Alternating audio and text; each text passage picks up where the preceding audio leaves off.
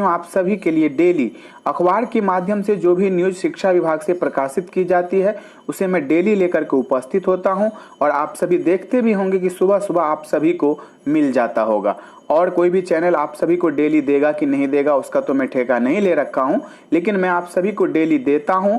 और मेरे को देखते हुए कई सारे हमारे ऐसे चैनल वाले साथी हैं जो मजबूर होकर अब आप सभी को देने लगे हैं। मुझे बहुत खुशी है, इसी तरह आपको देते रहें और वो देते रहेंगे, क्योंकि इधर से दबाव बनेगी तो आप सभी को एक एक कटिंग दिखाएंगे, ऐसी कोई बात नहीं है साथियों। ये चैनल भी इसीलिए निर्माण किया गया था कि कई हमारे साथी ऐसे थे जो न्यूज़ नहीं दिखा रहे थे, तो हमने सोचा कि नहीं, न्यूज़ दिखाना चाहिए। चलिए साथियों, एक एक करके मैं चर्चा करूंगा। सबसे पहले मैं चर्चा करूंगा, आप सभी को पता होगा कि आज की जो बड़ी खबर है वो यही है कि शिक्षा विभाग ने तृतीय चरण की काउंसलिंग के लिए कमर कस ली है और सितंबर माह में तृतीय चरण की जो काउंसलिंग की प्रक्रिया है वो पूरी हो जाएगी। लेकिन कल मैंने डायरेक्टर साहब से बात किया था, जो प्राथमिक शिक्षा के डायरेक्टर हैं अमरेंद्र प्रसाद सिंह जी, उनसे बात किया था तो उन्होंने कहा था मुझसे कि काउंसलिंग की प्रक्रिया हम कराने जा रहे हैं, लेकिन मैंने उनसे एक प्रश्न किया था कि सर जी जहाँ जहाँ रद्द हुआ है वहाँ का भी काउंसलिंग करवाएंगे या जहाँ जहाँ अभी तक काउंसलिंग नहीं हुआ है सिर्फ वहाँ का काउंसलिंग करवाएंगे।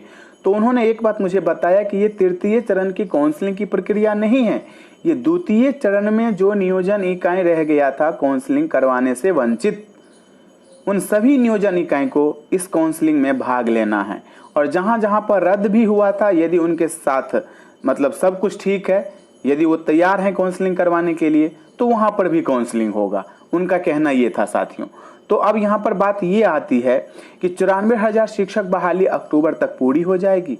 कई हमारे साथी ऐसे प्रश्न करते हैं। देखिए, 94,000 शिक्षक बहाली अक्टूबर तक पूरी हो सकती है यदि शिक्षा विभाग के ऊपर में आप सभी के द्वारा इसी प्रकार से एकजुटता से एक मंच पे आके आवाज उठाया जाएगा, दबाव बनाया जाएगा, तो मुझे लगता है कि अक्टूबर तक 94,000 शिक्षक बहाली की प्रक्रिया जो है वो पूरी हो जाएगी। अब यहाँ पर बात रही नियुक्ति पत्र की, तो नियुक्ति पत्र के लिए हम सभी को एकजुटता से एक मंच पे एक आवाज के साथ आगे आना होगा कि आप टीईटी और बीएड की जो सर्टिफिकेट है जो जिला स्तर पे चेक किया जा रहा है, उसके बाद ही आप सभी का नाम जो है वो राज्य स्तर पर जो एक वेबसाइट है शिक्षा विभाग का, वहां पर आप सभी का नाम प्रकाशित किया गया है। वहां पर बीएड और टीईटी, जहां तक उनको लगता है टीईटी का प्रमाण पत्र तो देखते ही हैं, तो शिक्षा विभाग से हम सभी को बात करना होगा। हमारे जो प्रदेश अध्यक्ष हैं उनको रिक्वेस्ट करना होगा कि सर आप बीएड और टीईटी का प्रमाण पत्र चेक करके हम सभी का जितने भी साथी हैं, हम सभी जितने भी चयनित अभ्यर्थी हैं उनका योगदान करवा दीजिए और शपथ पत्र हमसे ले लीजिए कि यदि हम पकड़े जाते हैं तो जेल भी जाएंगे और जब तक हमारा सर्टिफिकेट जांच नहीं होता है तब तक हमें वेतन ना मिले। इस प्रकार से किया जा सकता है और होगा भी इसी प्रकार से, जहां तक मुझे लगता है, क्योंकि जितने भी हमारे 94,000 शिक्षक बहाली में शामिल साथी हैं उनके द्वारा ये बात शुरू से ही कहा जा रहा है और नियमावली में भी ऐसा है कि आपने देखा होगा कि नियमावली में ऐसा है कि काउंसलिंग के उपरांत आप सभी को विद्यालय जो है वो प्रोवाइड करवाया जाएगा। लेकिन इस बार जो है वो कुछ चेंज किया गया था कि सर्टिफिकेट जांच के बाद जो है वो आप सभी को विद्यालय में भेजा जाएगा, लेकिन इतनी संभव नहीं है, क्योंकि शिक्षा विभाग यदि चाहेगी तो संभव है, नहीं चाहेगी तो कुछ संभव नहीं है। क्योंकि आप सभी ने देखा होगा कि कई हमारे साथी पहले से कह रहे थे कि आचार संहिता लग गया, ये हो गया, अब चुनाव तक तो कुछ होने वाला है ये नहीं, ऐसा हो गया वैसा हो गया, लेकिन देखिए सब कुछ हो रहा है। मैंने आप सभी को पहले भी कहा था, इसी प्रकार से यदि सरकार चाहेगी तो चुनाव हो, चाहे बाढ़ हो, चाहे वो कोरोना हो, कुछ भी हो, सरकार यदि चाहेगी तो आपने देखा होगा कि लॉकडाउन में भी जो मामला बहुत दिनों से पटना हाई कोर्ट में फंसी हुई थी दिव्यांगजनों का, उसको भी निकलवा लिया। तो इसी प्रकार से जो हमारे साथी कह रहे थे कि चुनाव है, आचार संहिता, ये वो कर्मी वहां चल जाएंगे, वो कर्मी वहां चले जाएंगे, तो सब कर्मी अब आ जाएंगे और सभी कर्मियों को साथ में ले करके यदि शिक्षा विभाग चाहेगी तो जैसे काउंसलिंग की प्रक्रिया के लिए कल न्यूज प्रकाशित किया गया है और वो भी टीवी चैनल पे, उसी प्रकार से यदि आप लोग एकजुटता से एक मंच पे रहेंगे, सरकार यदि चाहेगी तो आप सबकी बहाली की प्रक्रिया जल्द से जल्द पूरी हो जाएगी। तो अब हमारे कई साथियों का फ़ोन मेरे पास में आता है कि मेरा जो है वो 55 से ऊपर है मेधा अंक, क्या मेरा सिलेक्शन होगा? 1 to 5 में हूँ, कोई बोलते हैं 6 to 8 में हूँ। तो साथियों यहाँ पर मैं एक एक करके आप सभी के बीच में चर्चा करना चाहूँगा। देखिए, भाषा हिंदी, संस्कृत, अंग्रेजी, उर्दू, बंगला, इनमें यदि आपका 50% भी मेधा अंक है तो आपका सिलेक्शन हो जाएगा। इसमें जितने भी हमारे साथी हैं, चाहे वो किसी भी कैटेगरी के साथी हैं, भाषा को लेकर के यदि फॉर्म अप्लाई किए हैं तो तृतीय चरण में संपूर्ण सभी साथियों का सिलेक्शन हो जाएगा। लेकिन काउंसलिंग में आप जाएं कहाँ, इस बात को याद रखना, ध्यान रखना, समझना बहुत ही जरूरी है। अब हम लोग बात करते हैं गणित विज्ञान और सामाजिक विज्ञान। तो देखिए, गणित विज्ञान में थोड़ी सी भीड़ थी, लेकिन गणित विज्ञान में भी कट ऑफ बहुत नीचे तक आ चुकी है साथियों, 60 से भी नीचे आ चुकी है। क्योंकि आप सभी ने देखा होगा कि शुरू में ऐसा लग रहा था हम सभी को कि होगा कि नहीं होगा, तो बहुत परेशान थे। लेकिन अब धीरे धीरे जो है, आप यदि नियोजन इकाई का तहकीकात करते हैं तो आप देखेंगे कि 60 से भी कम कई हमारे ऐसे साथी थे मैथ साइंस वाले, उनका भी हुआ है।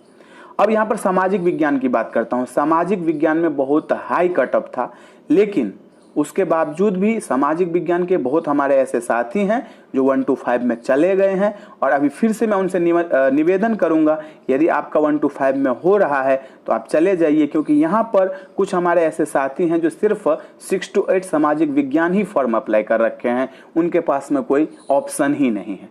तो 1 to 5 का सीट तो खाली जाएगा ही जाएगा और सामाजिक विज्ञान का भर जाएगा। तो वो जो हमारे साथी हैं जो बहुत मेहनत किए हैं इस बहाली प्रक्रिया के लिए, वो इस बहाली से वंचित हो जाएंगे। तो उनका ही कहना है, निवेदन है कि जो सामाजिक विज्ञान में अप्लाई किए हैं और 1 to 5 में भी किए हैं, यदि उनका 1 to 5 में हो रहा है तो कृपया वो 1 to 5 में जाएं। लेकिन आपकी मर्जी है, आप जाएं और ना जाएं। हाँ, सामाजिक विज्ञान में थोड़ी सी कट ऑफ जो है वो ऊपर तक ही रहेगी, क्योंकि आपने देखा होगा कि सामाजिक विज्ञान में ज़्यादा सीट नहीं है, 2500 के लगभग सीट था। तो साथियों, इसी प्रकार से आप लोग और यदि कोई रिक्रूटमेंट है आप सभी का, यदि आप कुछ और चाहते हैं, आप चाहते हैं कि आप इस प्रकार का वीडियो बनाइए, तो आप मुझे कमेंट बॉक्स में ज़रूर बोलिएगा, मैं उस पर वीडियो ज़रूर बनाऊंगा। तो साथियों, एक एक करके मैंने आप सभी को बताया, जैसे गणित विज्ञान, सामाजिक विज्ञान और भाषा में जितनी भाषाएं हैं सभी के बारे में। अब यहाँ पर 55 से ऊपर मेधा अंक वाले अपने आप को कैसे सुरक्षित करें? आप अपने आप को सुरक्षित कर सकते हैं। अभी 2-4-5 दिनों में आप सभी को 38 जिला का जो चयनित अभ्यर्थियों का लिस्ट है, सेलेक्टेड कैंडिडेट का जो लिस्ट है, वो एक ही जगह मिल जाएगा, जिसका लिंक मैं आप सभी को डिस्क्रिप्शन में दे रहा हूं। ये बिहार सरकार की वेबसाइट है और यहाँ पर 38 जिला के चयनित अभ्यर्थियों का नाम है जिला वाइज। आप उसको डाउनलोड कीजिए और वहाँ पर देख लीजिए आपकी कितनी कट ऑफ कम गई है किस जिला में। उसी के अनुसार आपने किस जिला में अप्लाई किया है, किस नियोजन इकाई में अप्लाई किया है, वहाँ पर आप जाइए। तृतीय चरण की काउंसलिंग की प्रक्रिया में आप जरूर चयनित होंगे। मैं आप सभी को अग्रिम शुभकामना देता हूँ। तो 55 से ऊपर या 55 से कम वाले हमारे यदि साथी चिंतित हैं तो चिंतित ना हो, खाली अभी जितने दिन हैं तृतीय चरण की काउंसलिंग प्रक्रिया की शेड्यूल आने में, तब तक आप लोग होमवर्क इसे समझ लीजिए, सिर्फ जितने भी अभी तक चयनित अभ्यर्थी हैं उनका लिस्ट डाउनलोड कीजिए और उसको देखिए और उससे अनुमान लगाइए और फिर आप वहीं पहुंचिए।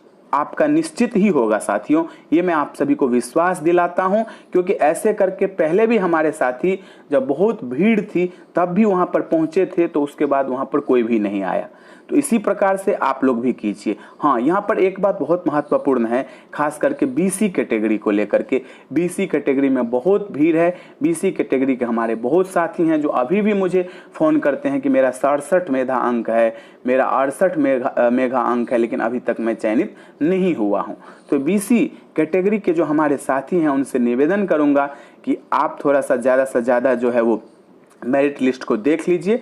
अभी जितने भी 1 to 5 वाले हमारे साथी हैं, खास करके 1 to 5, 1 to 5 वाले जितने भी साथी हैं वो चिंता ना करें, मेरिट बहुत कम जाएगी अब तृतीय चरण में, क्योंकि हाई मेरिट वाले जितने भी हमारे साथी थे वो द्वितीय चरण तक जो है वो सेलेक्ट हो चुके हैं।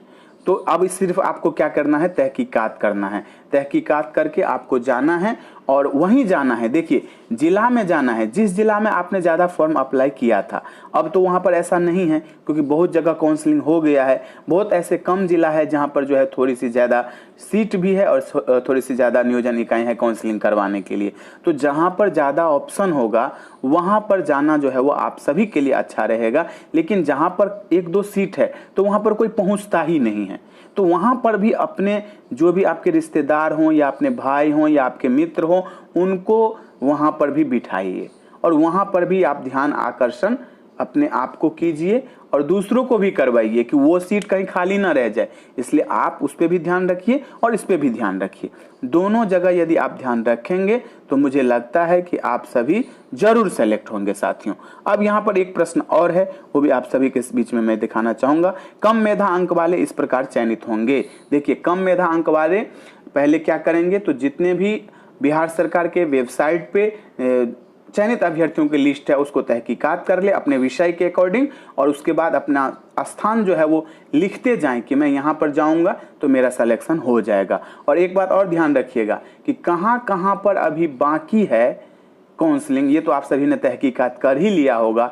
यदि नहीं किया होगा तो भी आप सभी को उसी लिस्ट में पता चल जाएगा कि मैंने जहाँ पर फॉर्म भरा था वहाँ पर काउंसलिंग हुई है या नहीं हुई है, या क्या हुआ है, वहाँ पर रद्द कर दिया गया है। तो आपके लिए ऑप्शन बची है साथियों, चिंतित मत होइए। अब तृतीय चरण की काउंसलिंग की शेड्यूल आने वाली है, इसलिए आप सभी का फोन आ रहा था तो मैंने सोचा आप सभी के लिए एक वीडियो बना दिया जाए।